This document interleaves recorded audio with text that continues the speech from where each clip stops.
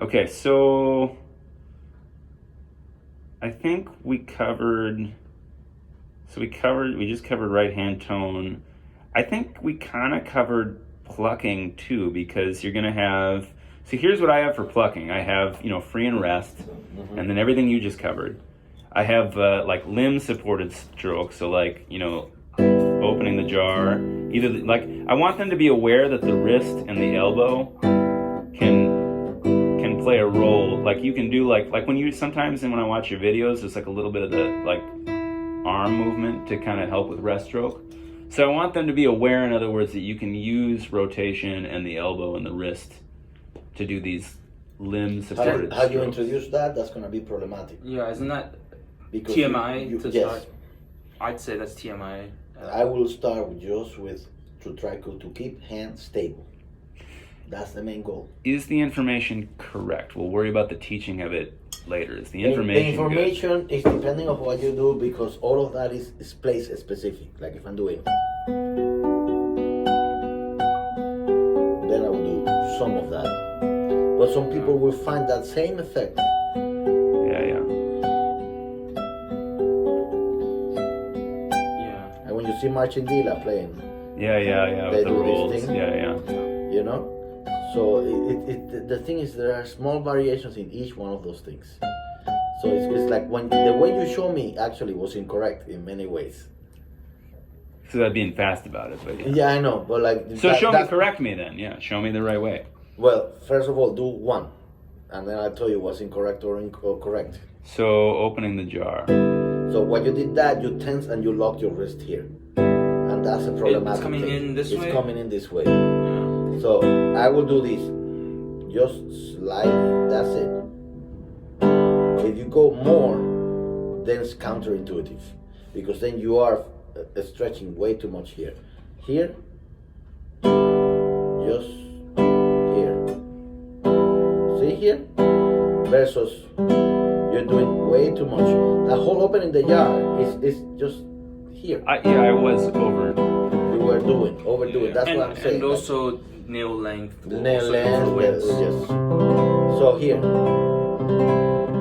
there, yes, you can do some, but if you do more than that, that's gonna be counterintuitive, because then bringing the fingers back will be a problem. So here was kind of my idea, is that if we teach someone that there's this movement, there's the wrist, so there's the forearm rotation, there's the wrist movement, and there's the elbow, and rather than saying, And there's only fingers. and there's only fingers. So my point is, rather than prescribing exactly how that's done, your guide is sound intention. If you're getting the right sound and it is intense, you're moving the right way. The problem was to demonstrate to you I was being an idiot. I get it, but like I will start first from stability before you will do any movement. Because the default, if you teach this rest stroke idea as a default, that is instability as a default. And So when you you're start playing from- fast, that Yeah. will not relate. Only as a slow movement and a slow movement piece you can do that. Because what will end up, if you already do these and explain all of that, what they will end up having too much rotation on the hand. And when that happens, it's a lot harder to keep that in the control and movement, because now they relate everything from the forearm rather than just first fingers. Once you feel grounded, then you introduce. I will start just grounded, stable. Which is how I figured it out, by the way.